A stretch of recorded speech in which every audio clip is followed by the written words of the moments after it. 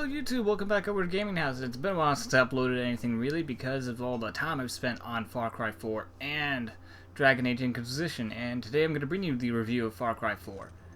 Now get ready to get your salt out because I did not play the multiplayer portion of Far Cry 4. Never really played it for Far Cry 3, so I didn't play it for this go around. So if you want to take a pinch of salt right now for this review, you can. On the story side of things, you play as Ajay Gale, who is a son of a former Golden Path leader, which is the resistance group within Karat. Now, you're in Karat to spread your mother's ashes, and that's all you're there to do. However, on route to a possible site to spread your mother's ashes, you are stopped at a military checkpoint, and chaos ensues, and you're picked up by Pagan Min, the main bad guy of the game. And he takes you back to your place, and again, chaos ensues, everything goes fucking shit crazy, and you end up joining the Golden Path, who essentially recruits you to help fight Pagan Min, who is the tyrannical dictator of the country. And that is essentially the gist of it. You just help the Golden Path fight against Pagan Min. You get the option of helping between the two leaders of the faction, Sabal and Amira, who have their own goals and ideas of what they want Karat to be after they overthrow Pagan Min. And fortunately, the decisions in the game don't feel like they really matter at all. You get to see like initial reaction, like the mission right afterwards, but other than that, everything feels like it's going normal, hunky-dory, and all that. And I didn't feel like any of my decisions actually mattered, except maybe the end choice, which that's too much spoiler territory, so I'm not going to talk about that.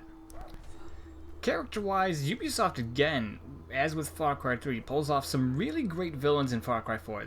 They are the most entertaining and more developed characters out of the group, and I find them way more interesting than AJ and the leaders of the Golden Path. And speaking of AJ, he is rather the weakest character of the group, as he just kind of seems to go along with things, especially later on in the game, where you start to see some very iffy things starting to happen around you and all that, and he just kind of just says, fuck it, I'm just going with this anyway, and doesn't bother to respond to the situation changing around him at all.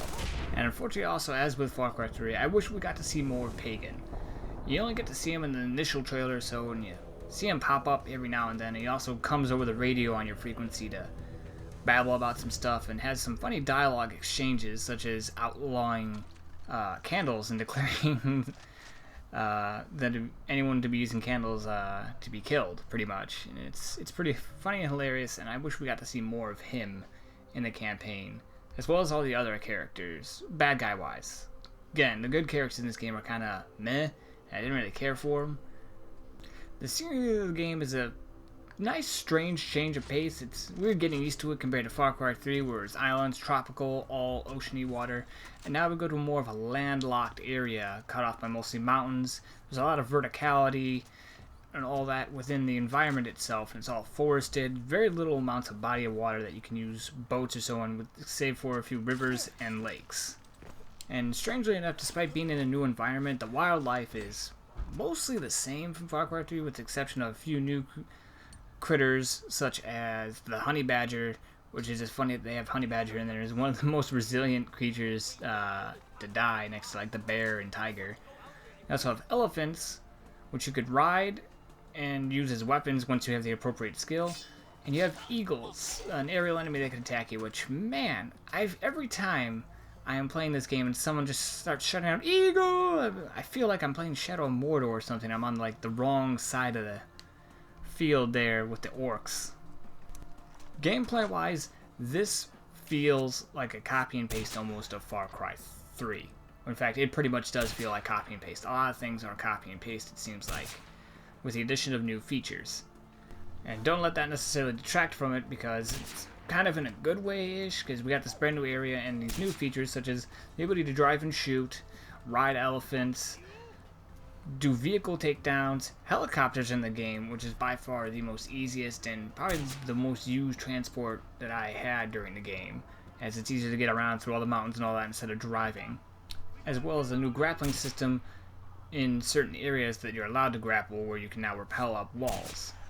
Unfortunately, with all these new mechanics, however, they are entirely optional. You could probably go through the game not using most of them, besides the ability to shoot and drive, which anyone that's going to play this, be ready to get used to having your analog stick being the drive. I prefer, my vehicles to operate on a gas pedal, right trigger forward, left trigger back. Instead, you have to all be analog because the ability to shoot is tied in with the left and right triggers now.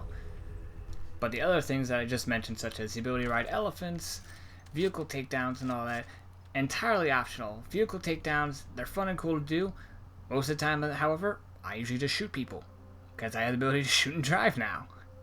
Riding elephants is a cool little feature, and if you're really wanting to say, fuck it, I'm going to just destroy everything with an elephant, you can.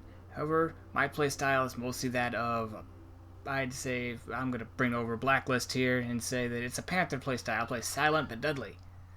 And it doesn't quite work well with an elephant where you're going in guns blazing.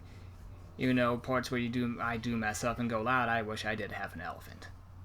Co-op makes a return in Far Cry 4, but not the same as it was in Far Cry 3, where it was more or less you had your own linear campaign to play.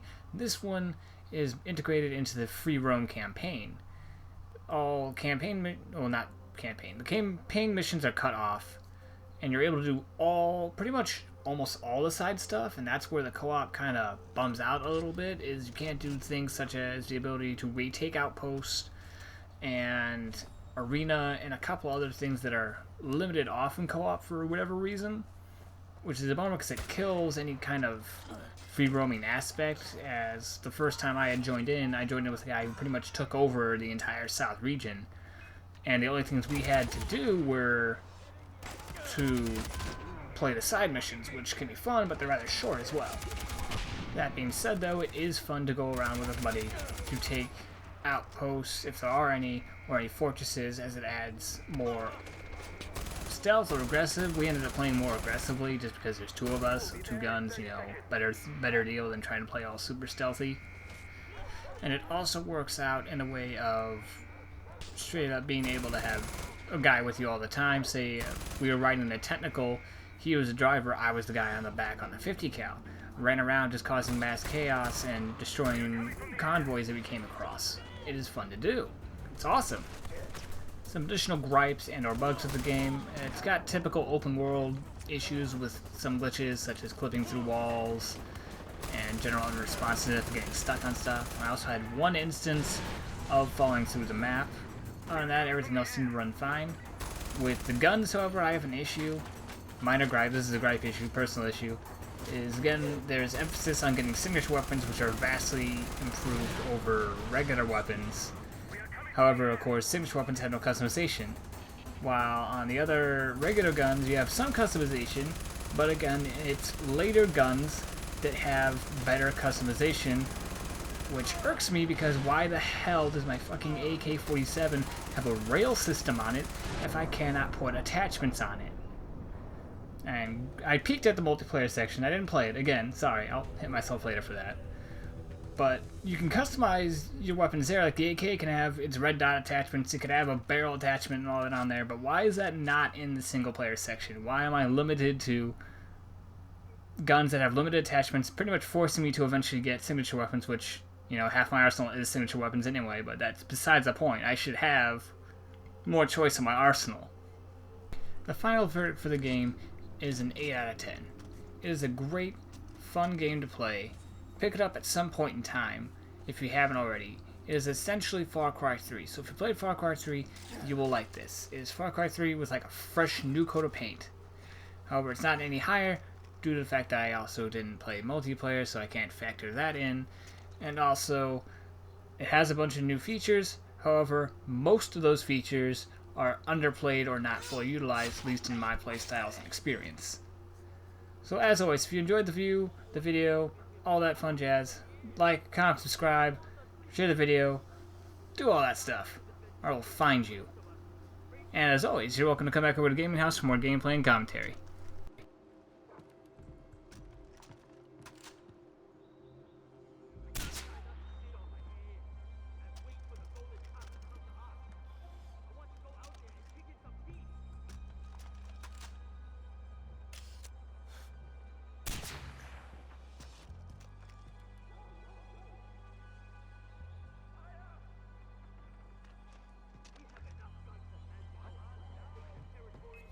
Oh God, no!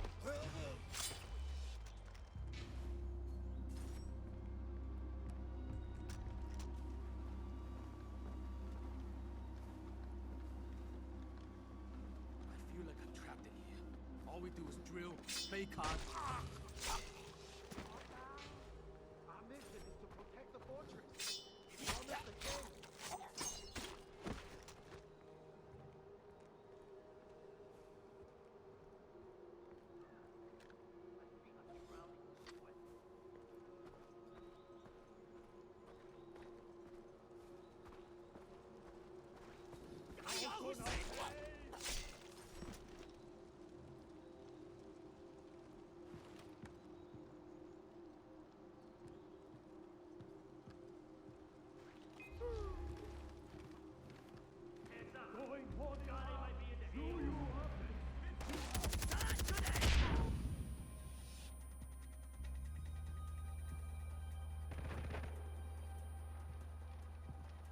Your bullets can't touch me!